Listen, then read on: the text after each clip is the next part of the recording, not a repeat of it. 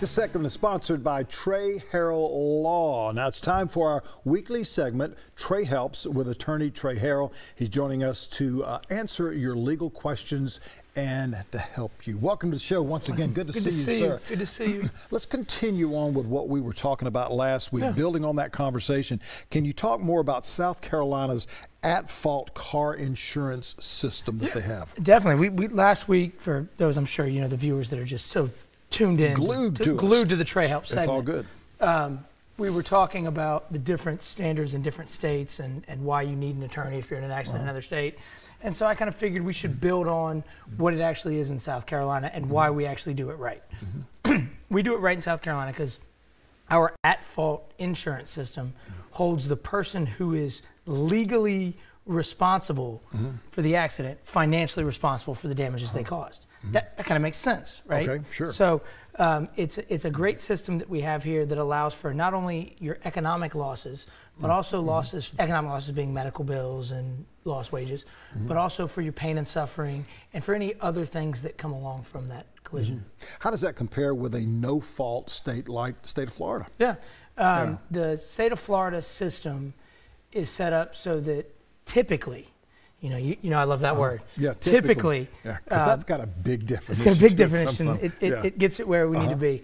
But the way the state of Florida is set up is typically your own insurance or the car insurance that's on your car pays for your injuries regardless of who's at fault. So if some, guy is driving recklessly and they hit you, you could be on the hook for it yourself through your own insurance. Right. Yeah, which would cause your insurance to go up. Yeah.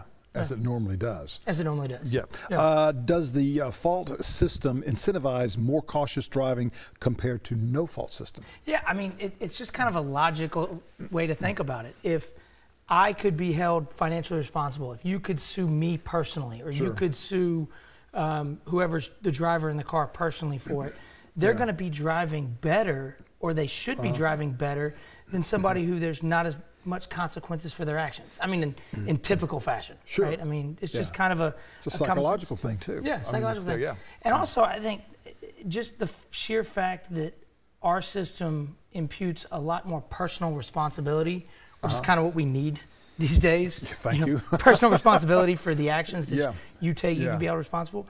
I think that that's just a better system, and we did it right in South Carolina. Or we do it right in South Carolina. Let's talk with one more. Why would a state have a no-fault system? Well, the insurance companies claim it's to be faster adjudicating claims, to reduce lawsuit. Yeah, you see where this is going. And they claim that because of all that, they want a no-fault system. Insurance companies want a no-fault system because they claim that it will lower premiums and lower costs. Well, let's just be very, very clear. Florida's car insurance has gone up 7% this year. Wow. The no-fault state has done that. Additionally, we have more accidents in South Carolina per capita than they do in the state of Florida, and our roads are a lot worse than the state of Florida roads. But car insurance in South Carolina is about $600 cheaper. Like, riddle me that, right? I'm slightly confused. The numbers are not matching up. They're not matching. So it's clear states that are behind that have probably pretty strong lobbies with the insurance company pushing pretty hard to do that. Because remember, insurance companies are all about themselves. They've got a fiduciary duty to their shareholders, not to you. And so it's not that, I make it sound like they're super evil in these like Darth Vader corporations, but they've got a duty to their shareholders, not to the person who's injured in a lot of cases. So that's who they look to. So, with no fault like the state of Florida you're referring to, they like to take their things possibly to court, get them through as quickly as possible, and then go on about their business. And therefore, sometimes the insurance company will say, listen, you don't want this to drag out. This needs to be taken care of. Here, go ahead and sign this and take this check. Exactly. And with no fault, it's purely economic damages. So it's purely the injuries to the car, injuries to your body, or the injuries to your car. It doesn't take into account pain and suffering. Because I'm sorry, if you're in an auto accident and you have to go to treatment for months and months at a time. You need to be compensated for your time. Plain and simple. Time is like the most valuable commodity we have on this earth.